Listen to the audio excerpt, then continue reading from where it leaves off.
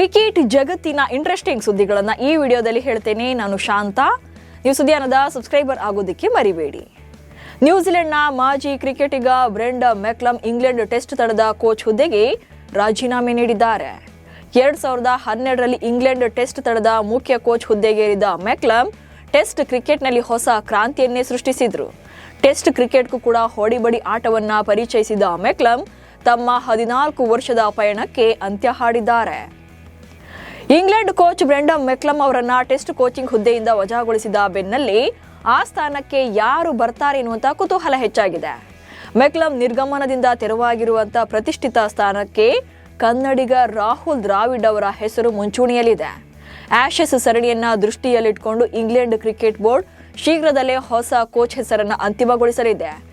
ಈ ಲಿಸ್ಟ್ನಲ್ಲಿ ರಾಹುಲ್ ದ್ರಾವಿಡ್ ಅವರ ಹೆಸರು ಕೂಡ ಇದೆ. ಕ್ರಿಕೆಟ್ ಕಾಶಿ ಲಾರ್ಡ್ಸ್ ಮೈದಾನದಲ್ಲಿ ನಡೀತಾ ಇರುವಂತಹ ಭಾರತ ಹಾಗೆ ಇಂಗ್ಲೆಂಡ್ ಮಹಿಳಾ ತಂಡಗಳ ನಡುವಿನ ಟೆಸ್ಟ್ ಪಂದ್ಯದ 3ನೇ ದಿನದಾಟ ರೋಚಕ ಕ್ಷಣಕ್ಕೆ ಸಾಕ್ಷಿಯಾಗಿತ್ತು. ಈ ಪಂದ್ಯದಲ್ಲಿ ರಿಚಾ ಘೋಷ್ ಹಿಡಿದಂತ ಕ್ಯಾಚ್ ಸಿಕ್ಕಾಪಟ್ಟೆ ವೈರಲ್ ಆಗ್ತಿದೆ. ಸ್ನೇಹ್ ರಾಣಾ ಎಸೆದ ಚೆಂಡನ್ನ ಇಂಗ್ಲೆಂಡ್ನ ಮ್ಯಾಡಿ ವಿಲಿಯರ್ಸ್ ಅತ್ಯಂತ ಬಲವಾಗಿ ಹೊಡೆದಿದ್ರು. ಈ ವೇಳೆ ತನ್ನ ಕಡೆ ಬಂದಂತ ರಾಕೆಟ್ ವೇಗದ ಚೆಂಡನ್ನ ರಿಚಾ ಹಿಡಿದು ಎಲ್ಲರೂ ಶಾಕ್ ಆಗುವಂತೆ ಮಾಡಿದ್ದಾರೆ. ಇಂಗ್ಲೆಂಡ್ ವಿರುದ್ಧ ನಡೀತಾ ಇರುವಂತಹ ಏಕೈಕ ಟೆಸ್ಟ್ ಪಂದ್ಯದಲ್ಲಿ ಭರ್ಜರಿ ಶತಕ ಸಿಡಿಸುವ ಮೂಲಕ ಕ್ರಿಕೆಟ್ ಕಾಶಿ ಲಾರ್ಡ್ಸ್ ಮೈದಾನದಲ್ಲಿ ಟೆಸ್ಟ್ ಶತಕ ಬಾರಿಸಿ ಅಲ್ಲಿನ ಪ್ರತಿಷ್ಠಿತ ಆನರ್ಸ್ ಬೋರ್ಡ್ ಸೇರಿದ ವಿಶ್ವದ ಅತ್ಯಂತ ಮೊದಲ ಮಹಿಳಾ ಬ್ಯಾಟರ್ ಎಂಬ ಹೆಗ್ಗಳಿಕೆಗೆ ಎಡಗೈ ಆಟಗಾರ್ತಿ ಪಾತ್ರರಾಗಿದ್ದಾರೆ. ಮೊದಲ ಇನ್ನಿಂಗ್ಸ್ನಲ್ಲಿ ಕೇವಲ 12 ರನ್ ಗಳಿಸಿ ಔಟ್ ಆಗಿದ್ದ ಇಸ್ತಿಕಾ ಬಾಟಿ ಅವರು 2ನೇ ಇನ್ನಿಂಗ್ಸ್ನಲ್ಲಿ ಅಮೋಘ 113 ರನ್ಗಳ ಇನ್ನಿಂಗ್ಸ್ ಆಡಿದ್ರು. ವಿಶ್ವದ ಅತ್ಯುತ್ತಮ T20 ಫ್ರಾಂಚೈಸಿ ತಂಡಗಳನ್ನು ಒಳಗೊಂಡ ವರ್ಲ್ಡ್ಸ್ ಕ್ಲಬ್ T20 ಚಾಂಪಿಯನ್ಶಿಪ್ ಅನ್ನ ಪುನರಾರಂಭ ಮಾಡೋಕೆ ICC ಪ್ಲಾನ್ ಮಾಡಿದೆ. ಚಾಂಪಿಯನ್ಸ್ ಲೀಗ್ T20 ಟೂರ್ನಮೆಂಟ್ ವಾಣಿಜ್ಯದ ಕೊರತೆಯಿಂದಾಗಿ 2014ರಲ್ಲಿ ಸ್ಥಗಿತಗೊಂಡಿತ್ತು. ಈಗ ಅದೇ ಮಾದರಿಯಲ್ಲಿ ಆದರೆ ಅದಕ್ಕಿಂತಲೂ ದೊಡ್ಡ ಮಟ್ಟದಲ್ಲಿ ವಿಶ್ವದ ಪ್ರಮುಖ ಲೀಗ್ಗಳ ಚಾಂಪಿಯನ್ ತಂಡಗಳನ್ನು ಒಂದೇ ವೇದಿಕೆಗೆ ತರೋಕೆ ICC ಮುಂದಾಗ್ತಿದೆ. ಅಲ್ಲದೆ ಚಾಂಪಿಯನ್ ತಂಡಗಳ ಈ ಲೀಗ್ಗೆ ವರ್ಲ್ಡ್ ಕ್ಲಬ್ T20 ಚಾಂಪಿಯನ್ಶಿಪ್ ಅಂತ ಹೆಸರನ್ನ ಇಡೋಕೆ ನಿರ್ಧಾರ ಮಾಡಲಾಗಿದೆ. ಐರ್ಲೆಂಡ್ ಮತ್ತು ಇಂಗ್ಲೆಂಡ್ ಸರಣಿ ಬಗ್ಗೆ ಟೀಂ ಇಂಡಿಯಾ ನಾಯಕ ಶ್ರೇಯಸ್ ಅಯ್ಯರ್ ಮಾತನಾಡಿದ್ದಾರೆ. ಇದು ತಂಡದ ಪರಿವರ್ತನೆಯ ಅವಧಿಯಾಗಿದ್ದು ತಪ್ಪುಗಳು ಸಹಜ ಎಂದಿದ್ದಾರೆ. ನಾವು ಎಲ್ಲಿ ತಪ್ಪುಗಳನ್ನ ಮಾಡಿದ್ದೇವೆ ಅನ್ನೋದು ಎಲ್ರಿಗೂ ಕೂಡ ಗೊತ್ತು. ಆದರೆ ನಾನು ಯಾರೊಬ್ಬರ ಕಡೆಗೂ ಕೂಡ ಬೆರಳನ್ನ ತೋರಿಸೋದಿಲ್ಲ. ನಾವೆಲ್ಲರೂ ಕೂಡ ಒಟ್ಟಾಗಿ ಸೋತಿದ್ದೇವೆ, ಜೊತೆಗೆ ಒಟ್ಟಾಗಿ ಇದರಿಂದ ಕಲಿಯುತ್ತೇವೆ ಎಂದು ತಂಡದ ಬಗ್ಗೆ ಬೆಂಬಲ ವ್ಯಕ್ತಪಡಿಸಿದ್ದಾರೆ. T20 ತಂಡದ ನಾಯಕನಾಗಿ ಶ್ರೇಯಸ್ ಅಯ್ಯರ್ ಮ್ಯಾಚ್ಗಳನ್ನ ಗೆಲ್ಲದಿದ್ರೂ ಕೂಡ ಹೊಸ ದಾಖಲೆ ಬರೆದಿದ್ದಾರೆ.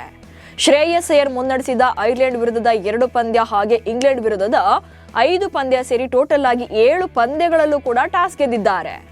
ಈ ಮೂಲಕ ಧೋನಿ ದಾಖಲೆಯನ್ನ ಸರಿಗಟ್ಟಿದ್ದಾರೆ. ಸತತವಾಗಿ ಟಾಸ್ ಗೆದ್ದರೂ ಕೂಡ ಅಷ್ಟು ಪಂದ್ಯಗಳಲ್ಲಿ ಸೋತಿರೋದು ಟೀಂ ಇಂಡಿಯಾ ಅಭಿಮಾನಿಗಳ ಬೇಸರಕ್ಕೆ ಕಾರಣವಾಗಿದೆ. ಹೀಗಿದ್ದರೂ ಕೂಡ ಟಾಸ್ ವಿಚಾರದಲ್ಲಿ ಶ್ರೇಯಸ್ ದಾಖಲೆಯನ್ನೇ ಮಾಡಿದ್ದಾರೆ. ವಿಂಬಲ್ಡನ್ನ ಫೈನಲ್ ಪಂದ್ಯದಲ್ಲಿ ವೈಭವ್ ಸೂರ್ಯವಂಶಿ ಸಖತ್ ಸ್ಟೈಲಿಶ್ ಆಗಿ ಕಾಣಿಸಿಕೊಂಡಿದ್ದಾರೆ. ಇವರ ನ್ಯೂ ಲುಕ್ ಕೂಡ ವೈರಲ್ ಆಗಿದೆ.